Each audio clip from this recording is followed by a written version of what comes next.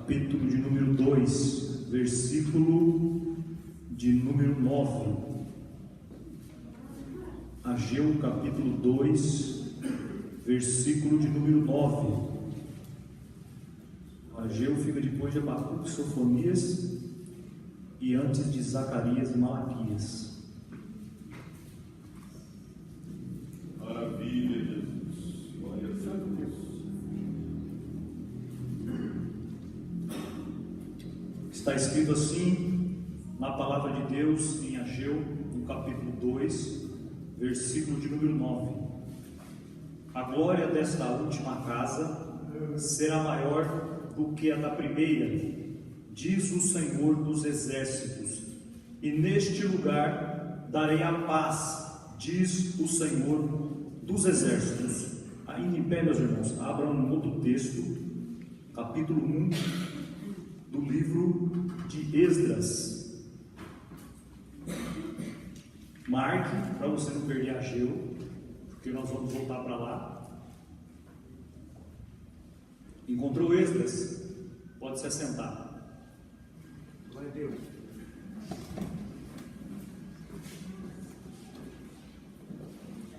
Meus irmãos, o primeiro capítulo do livro do escriba Esdras nos conta quando Ciro, o rei da Pérsia, dá um decreto para que o povo de Judá, que tinha sido levado ao cativeiro da Babilônia, voltasse para Judá e Benjamim, para a cidade de Jerusalém, e reconstruíssem o templo. O capítulo número 2 do livro de Esdras nos especifica quem foram essas pessoas que deixaram o cativeiro e retornaram à sua terra, a terra de Judá. O capítulo de número 3 de Esdras nos conta o que eles fizeram quando eles chegaram lá, que foi construir um altar ao Senhor e voltar a sacrificar ao Senhor. O capítulo de número 4 do livro de Esdras nos conta que os adversários de Judá e Benjamim, eles, sabendo que os israelitas, ou melhor, os judeus estavam de volta, para reconstruir o templo do Senhor, os seus adversários se propõem a ajudar eles, mas Zorobabel e Jesua não permitiram que os samaritanos os ajudassem a reconstruir o templo.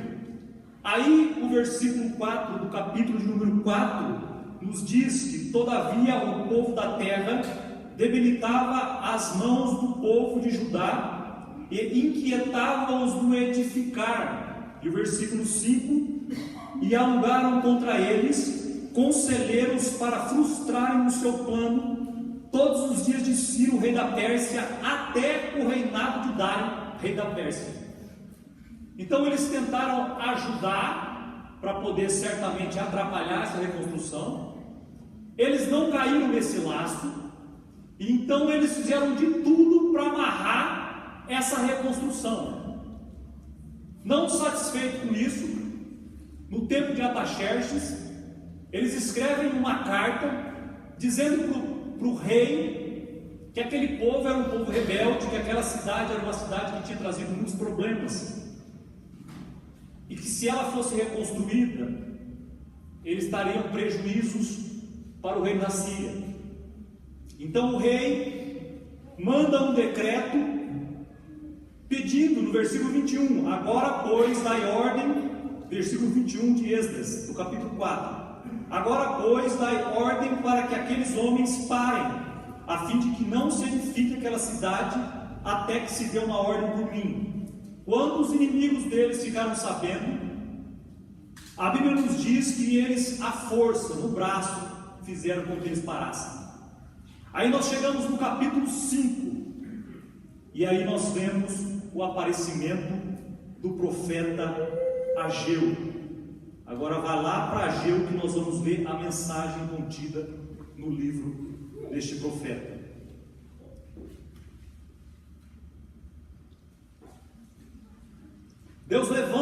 Ageu, porque ele tinha mandado que o povo voltasse para a sua terra para reconstruir o templo, reconstruir a cidade.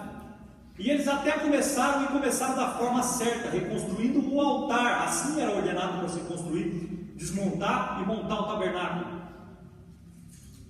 Só que, diante da dificuldade, diante da perseguição que eles estavam sofrendo, eles pararam. O tempo aproximadamente entre o final do capítulo 4 e o início do capítulo 5 de Esdras, alguns livros dizem 17 anos, alguns dizem 14 anos, alguns dizem 15, mas é por aí, 15 a 17 anos, a 20 anos. É um tempo um pouco longe se nós olharmos. E Deus levanta o profeta Ageu e o profeta Zacarias para profetizar, para que aquele povo viesse a voltar a fazer aquilo pelo qual Deus tinha tirado eles do cativeiro e levado eles de volta, que era reconstruir o templo do Senhor. Mas aquele povo parou a obra. E aí no versículo 2 do capítulo 1 de Esdras, aliás, diga-se de passagem, esse capítulo primeiro é um chamado de Deus a esse povo para refletir no que estava acontecendo.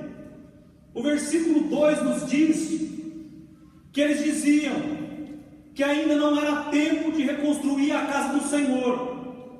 E no versículo 4, Deus diz através do profeta Ageu: é para vós, se não é tempo de construir a minha casa, mas é para vós tempo de habitar nas vossas casas estucadas, ou seja, luxuosas. Porque quando eles saíram, eles não saíram de mão abanando, deram algumas coisas para eles, e eles foram para reconstruir o templo. Mas diante das dificuldades, eles pararam. E quando eles pararam só de reconstruir o templo, e foram caprichando na casa deles e largaram o templo de lado. Quando nós nos dedicamos às coisas do Senhor, o inimigo se levanta. Mas quando nós nos dedicamos a correr somente atrás do tesouro dessa terra, o inimigo não está nem aí, porque ele sabe que isso vai nos prender cada vez mais a este mundo.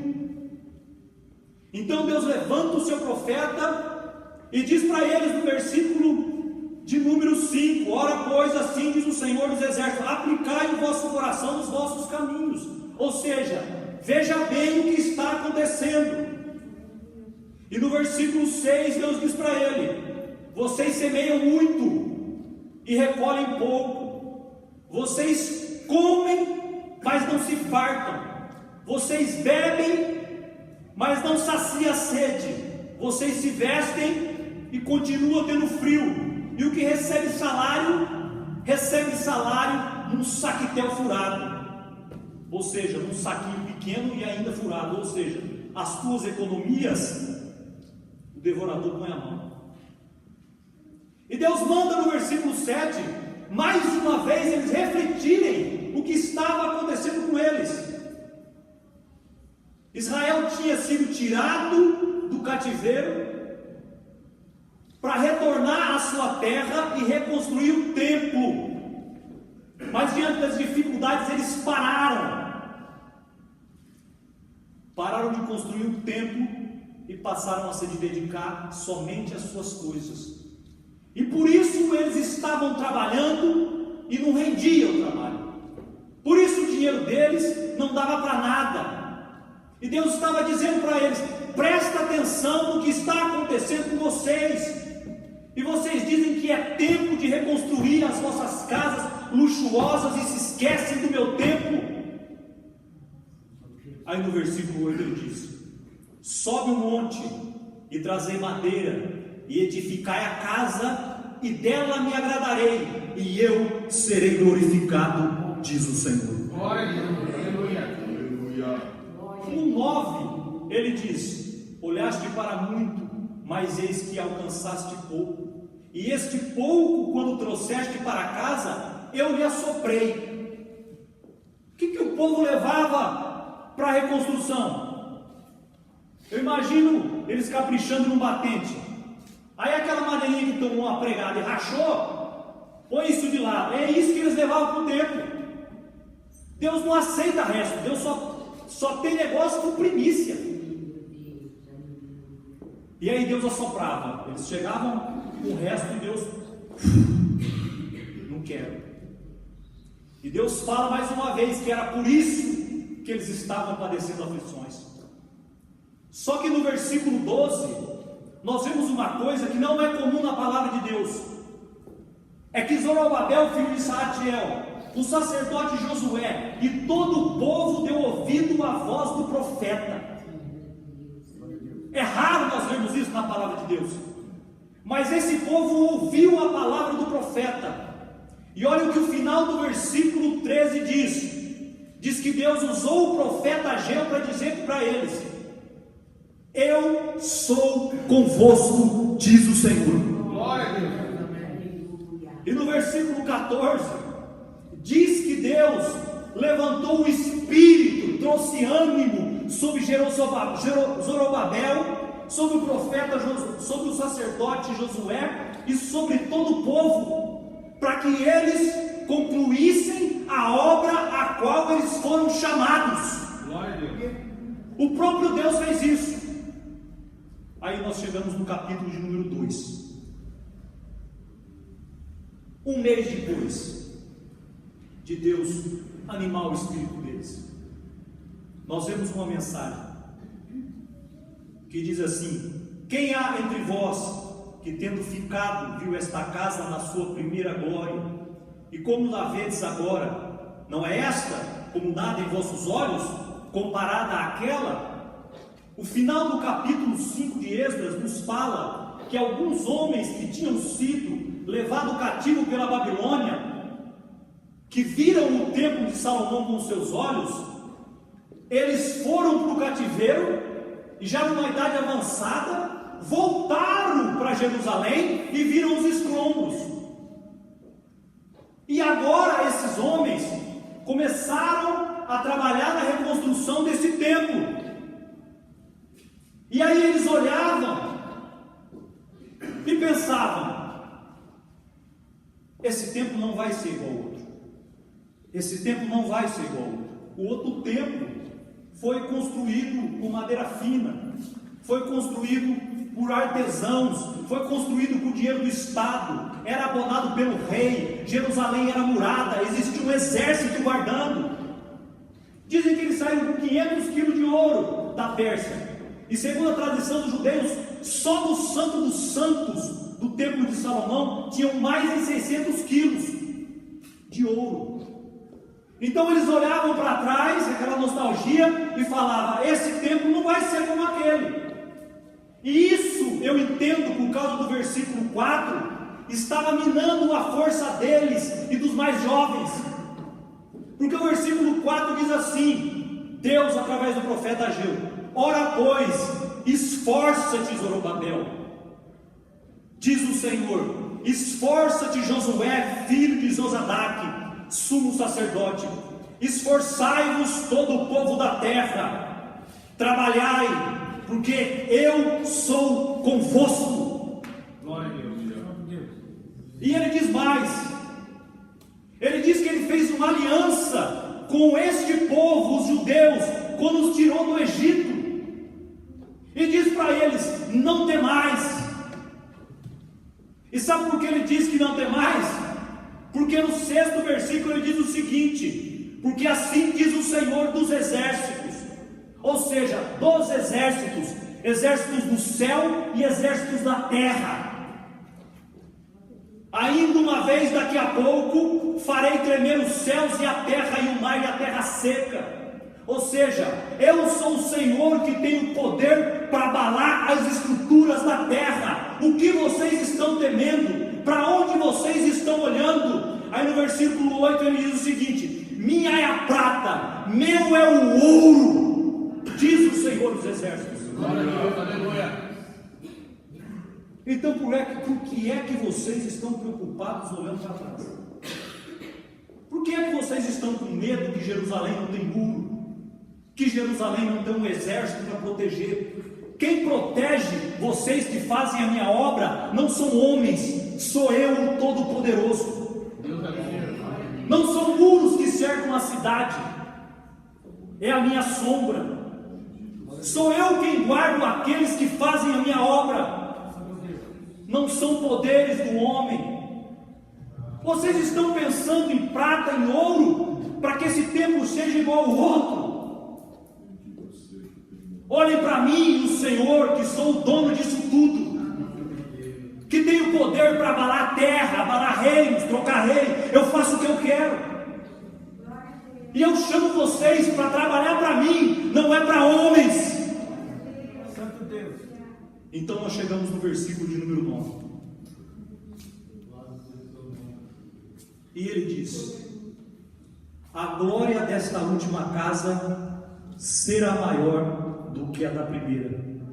Olha quem disse: aquele que é Senhor dos exércitos celestiais e dos exércitos terrenos. E neste lugar darei a paz, diz o Senhor dos exércitos. Glória a Deus. Que paz é essa? A paz com Deus, a paz que excede todo entendimento. Sabe aquela paz que quando você tem problema, quando você tem perturbação, quando você tem perseguição, quando você tem alguma coisa que te incomoda, mas você percebe que incomoda por momentos, mas em outros momentos você se pega em paz? É essa paz que ele ia dar ali. Agora o interessante, vocês imaginam você tendo, vamos entender um pouco o lado deles, viram o templo de Salomão. O templo de Salomão, o templo dele, meus irmãos, era considerado a 7ª maravilha do mundo. Povos que não criam em Yahvé, o Deus de Israel, eles iam até lá só para ver aquela obra. Foi uma coisa que eu chego a dizer, que eu não sei se nações hoje em dia têm condições de construir um templo daquele. Era muita riqueza, era muito caprichado, era muito detalhado. Imagina você ver um templo desse, e agora você vê a situação que estava, e aí o profeta diz que este templo, o último, a glória desta última casa, deste templo que vocês foram chamados para reconstruir, vai ser maior do que a do templo de Salomão. Imagina a cabeça desses homens. Mas vocês sabem o que Deus estava dizendo para eles? A glória do templo de Salomão era o ouro que ele tinha, era a beleza daquele templo, era a suntuosidade daquele lugar. Se tivesse celular naquela época, todo mundo ia querer tirar uma selfie lá, todo mundo ia querer tirar uma foto daquilo. A glória do templo de Salomão era a riqueza, era a beleza, era o esplendor daquela obra. Mas a glória desse templo que Deus estava mandando eles construírem era a presença do Senhor. Aleluia. Por isso que a glória desse templo seria maior do que o do primeiro. Deus é fiel, aleluia. Porque não existe ouro, não existe artesão, não existe espécie de madeira, não existe classe de obra que seja superior à presença do Senhor. A presença do Senhor é maior que todas as coisas na terra. Glória a Deus, aleluia. Não existe nada comparado a isso. Nada. O templo podia não ser belo como o templo de Salomão, mas no templo de Salomão não pisou o verbo que se fez carne. Foi nesse aqui que Jesus entrou. O templo de Salomão era maravilhoso, mas não foi lá que Jesus fez a passagem das alianças, quando ele diz em João capítulo 2, versículo 19: destruí esse templo e eu o reconstruirei em 3 dias. Foi nesse templo que esses homens foram incumbidos de fazer esta obra, a qual eles pararam, que Jesus pisou. E nada se compara à glória de Deus, Deus é bom, aleluia. ao Deus encarnado.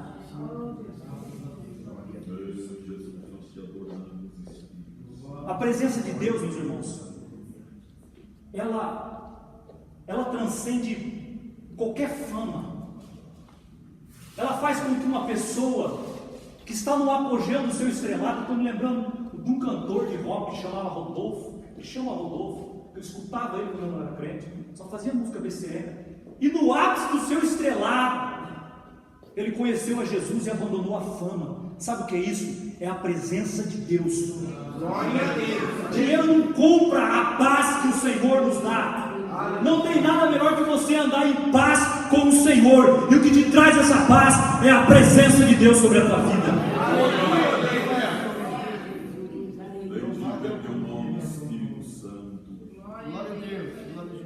Eu estou me lembrando também de uma história que eu contei para minha filha Rebeca esses dias. Que é uma história que eu certamente já contei algumas vezes, já ouvi, eu estava contando aqui. Que é a história de Alexandre o Grande, quando ele vai contra Jerusalém. Talvez você conheça essa história. Os historiadores dizem que Alexandre o Grande, certa feita, após conquistar a cidade de Tiro, ele se vira para Jerusalém para dominar aquela terra. E o sacerdote Jadua fica sabendo disso. Alguns falam Jade, outros falam Jadua. Fica sabendo disso. E quem era Alexandre? Era um tirano, um conquistador. Não poupava ninguém. Certamente ele arrasaria aquela terra que já não estava muito boa. E quando o sacerdote fica sabendo que ele vai para lá, sabe o que o sacerdote fez? Ele não correu atrás de prata, não correu atrás de ouro, não correu atrás de aliança, de favorzinho daqui ou de lá. O sacerdote foi orar e convocou o povo a orar, porque a batalha daqueles que dependem, de que servem a Deus, ela é guerreada em oração. Não é no braço, não é com força, não é com exército, não é com riqueza. As nossas batalhas são guerreadas em oração. E aí o povo orou, e Deus visitou o sacerdote e disse para ele: coloque as suas roupas de sacerdote, de linho fino, jogue pétalas de rosas sobre Jerusalém, até as portas da cidade, vai até a porta da cidade e espera Alexandre lá. Imagina? Mas ele era obediente a Deus. E esse povo aqui estava sofrendo escassez porque não tinham sido obedientes. Eles passaram por uma dificuldade e pararam na obra. Imagine esse sacerdote que ia ficar diante de um exército que vinha devastando tudo. Aí eles dizem que Alexandre Grande, quando ele aproxima de Jerusalém com o seu exército, ele desce do seu cavalo e vai em direção do sacerdote. E eu acredito que quem estava naquele lugar ficou só esperando o momento de ele arrancar a espada e cravar na barriga daquele sacerdote. Isso era uma coisa comum também. Mas quando ele chegou diante de Jadua, o que ele fez? Ele se prostrou. E o exército dele ficou: o que será que está acontecendo? Alexandre se prostrando diante de alguém? Então Alexandre se levanta e volta. E quando ele está se retirando do seu exército dali, um dos seus oficiais diz para ele: por que é que você fez isso? E ele disse: uma vez, quando nós estávamos na Grécia, esse homem me apareceu em sonho e disse: levanta da Grécia e conquiste a Pérsia, porque eu entrego em tuas mãos, diz o meu Senhor. E aí ele disse para o seu oficial: sabe de uma coisa? Eu vou te dizer porque eu me prostrei diante dele. Eu não me prostrei diante dele, eu só me prostrei diante dele por causa do Deus dele a quem ele serve. Sabe o que é isso? É a presença de Deus. Aleluia. Que faz reis se dobrarem diante do servo de Deus. Sabe o poder da presença de Deus? Ele faz parar o exército na porta da tua casa, e ao invés de te destruírem, te cortejarem, te honrarem e te exaltarem. É isso que a presença de Deus faz. Aí nós chegamos no versículo 10. O capítulo 1 nos chama a uma reflexão. O capítulo 2 nos chama a reconstrução. E do versículo de número 10 até o versículo de número 19 nos chama a santidade. Então Ageu, 2 meses depois agora, é levado a profetizar para os israelitas que estavam trabalhando na reconstrução Versículo 11 diz que o Senhor mandou chamar o sacerdote para falar algumas coisas a respeito da lei mosaica. O sacerdote era aquele que estudava a lei e passava a vontade para o povo. Então no versículo 12, se alguém leva a carne santa na aba da sua veste, e com a sua aba tocar no pão, ou no guisado, ou no vinho, ou no azeite, ou então qualquer outro mantimento, ficará este mantimento santificado? E os sacerdotes respondendo diziam: não. Existiam certas circunstâncias que o sacerdote podia levar uma porção de carne para sua casa. Essa carne que era ofertada, ela passava por um ritual da lei mosaica, então ela era declarada santa e entregue ao Senhor. O sacerdote colocava suas vestes sacerdotais, que tinham também que passar por um ritual de santificação e ser declarada santa para que ele pudesse entrar naquele lugar. E aí ele pegava essa porção de carne, enrolava na orla dessa roupa e levava para sua casa. E aí a pergunta é o seguinte: essa carne santa, essa roupa santa, se tocar em alguma coisa, santifica? Eles disseram sabiamente: não. Só tocar, não. Aí no versículo 13: e disse Ageu: se alguém que se tinha tornado impuro pelo contato de um corpo morto tocar em alguma dessas coisas, ficará esse imundo? E os sacerdotes respondendo diziam: ficará imundo.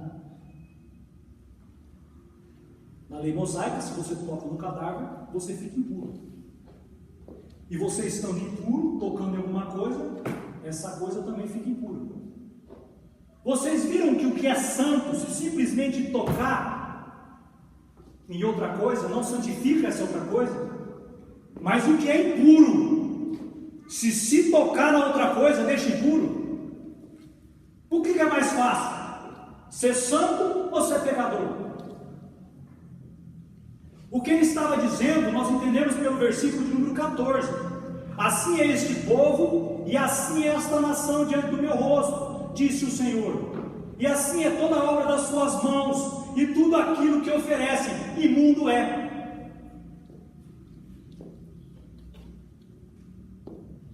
Aqueles sacrifícios de Esdras, Deus estava recebendo como imundo. Porque aquele povo, depois que eles continuaram a entregar esse sacrifício, esse povo, depois que eles desobedecem a Deus, e aqui vai um alento para nós: dificuldades não são desculpas para nós deixarmos de desobedecer a Deus. Eu desobedeci, eu parei com isso porque está difícil. Nós vimos aqui que esse povo pagou um alto preço por isso. E tem uma frase do Benjamin Franklin que diz o seguinte: que aquele que é bom em dar desculpa, só sabe dar desculpa. Então não tem desculpa. Aquele povo, eles eram um povo santo de Deus. Aquele povo era um povo santo, tinha nome de santo. Eles voltaram a uma cidade santa para construir um templo santo, para fazer uma obra santa, mas isso não fazia deles santos. O que faz alguém santo é o processo de santificação. Aquela carne, para ser entregue no altar, ela passava pelo processo de santificação. Não era simplesmente: tá, aqui é santo. Não é porque eu estou pregando a palavra de Deus, que é algo santo, que eu sou santo. Não é porque você faz parte de uma igreja que você é santo. Se você não viver santificando, você não é santo. E não adianta entregar as coisas para o Senhor que Ele não recebe. E lá nós vimos que eles entregavam os restos e Deus assoprava: não quero.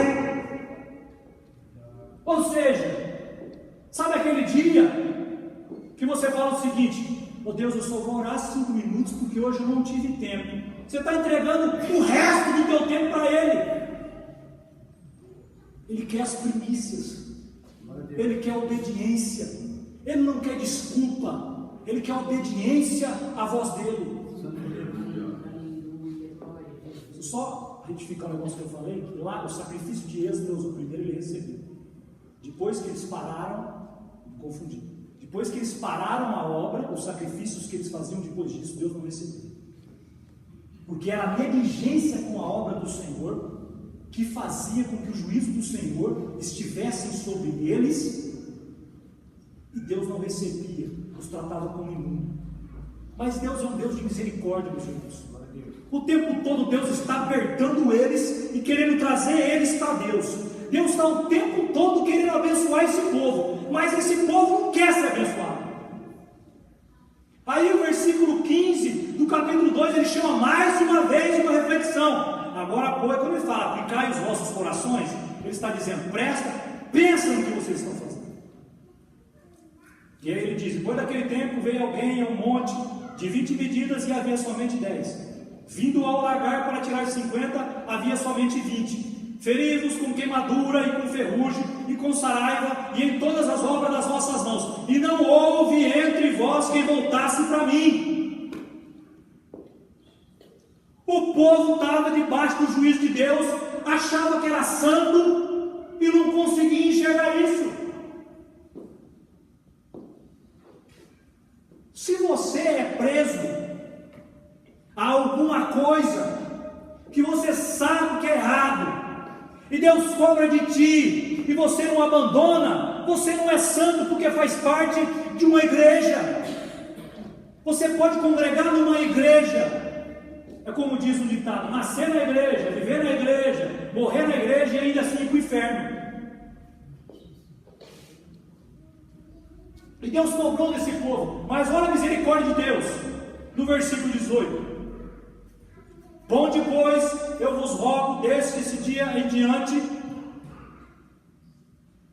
desde o 24º dia do mês 9, olha que lindo isso, desde o dia em que se fundou o templo do Senhor, obediência, começaram a fazer o que Deus queria.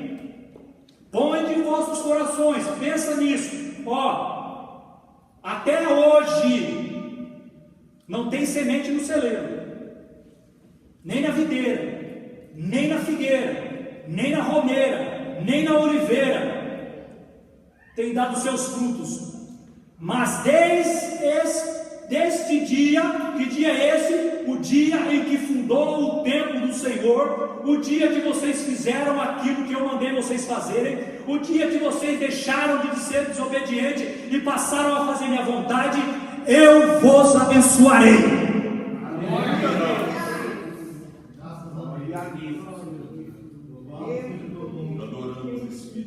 A bênção está debaixo da obediência. Existem textos na Bíblia que diz que o sol vai nascer para todo. Se você quiser ser rico, basta você trabalhar. Mas se o teu trabalho não está dando dinheiro, estude, procure alguma outra coisa, corre atrás disso. Mas ser próspero e abençoado não significa andar de carrão. O índice de suicídio maior é da classe média alta para a classe de rico. Porque essas pessoas não têm a paz que excede todo o entendimento. Dificuldades nós passamos, momentos difíceis pertencem a todos, Jesus disse isso, mas a paz que excede todo o nosso entendimento, uma hora ou outra, ela toma conta de nós e nos faz descansar no Senhor.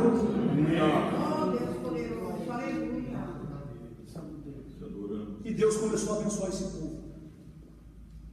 Consegue enxergar a bênção? Está diante da obediência. Aí eu me lembro lá do profeta Samuel falando para Saul: é melhor obedecer do que sacrificar. E aí existem algumas doutrinas de demônios aí que encantam os ouvidos das pessoas, que diz que se você fornicar, isso não é pecado porque tem amor. Quem fornica está debaixo do juízo de Deus. Quem desobedece à palavra de Deus vivo está debaixo do seu juízo. E Deus não nos abençoa.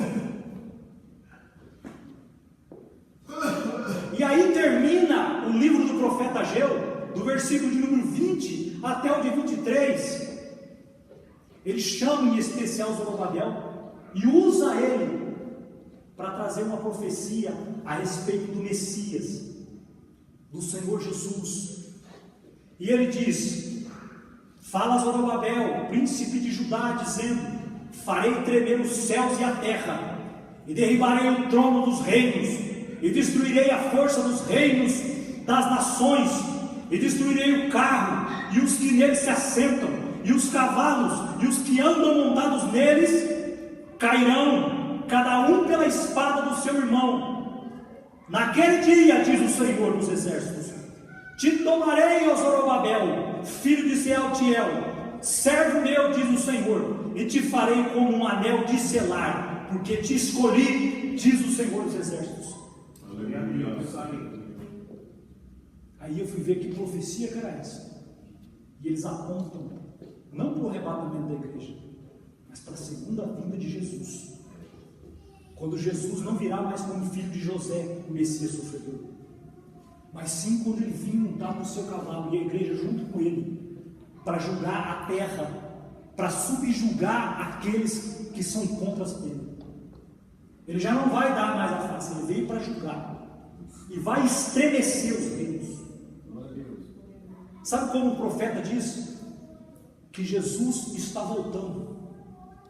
É uma profecia da volta do Senhor. E nós vivemos dias, meus irmãos, na porta das voltas do Senhor. Eu já estava dando uma fuçada no Twitter. Vocês viram um cantor chamado Johnny Hooker, um travesti, que diz que Jesus era travesti? Isso não é nada. O departamento da ONU, das Nações Unidas do Brasil, apoiou ele. Diz que ele é um exemplo de luta por igualdade. Sabe o que é isso? A ONU é uma plataforma de governo unido, uma plataforma de governo para a manifestação do anticristo.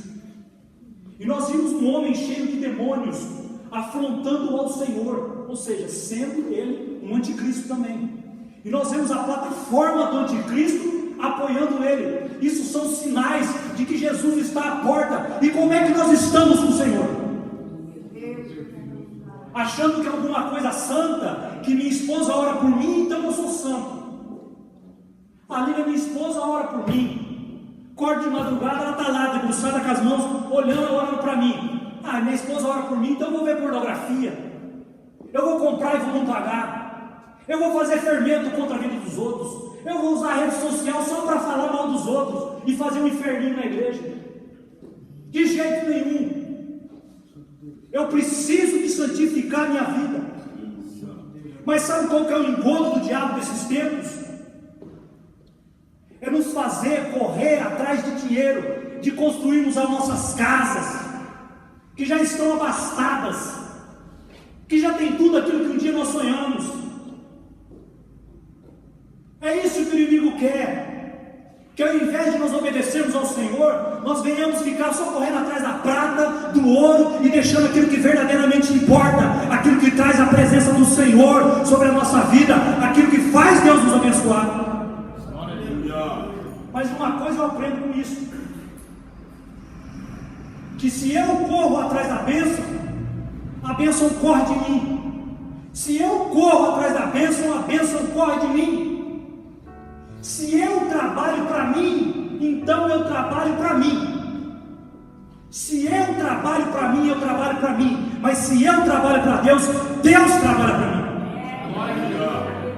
Entenda mal, nós vamos trabalhar para mim, é ao meu favor, em meu favor. Quando eu trabalho para mim, Deus trabalha para outro. Para mim ele não trabalha. Mas quando eu trabalho para o Senhor, quando eu me dedico às coisas do Senhor, quando eu obedeço à voz do Senhor, sabe o que ele faz? O texto diz que ele abençoa, que o tempo de escassez vai embora, que aquele que comia e não saciava a fome, agora com pouco vai saciar. Aquele que trabalhava e o dinheiro se esvaía por uma sacolinha furada, agora vai sobrar. Jesus está voltando. E aí, como é que a gente vai estar? correndo atrás das nossas coisas, ou sendo nós obedientes a Deus, fazendo a vontade de Deus. Amém? Que Deus o abençoe.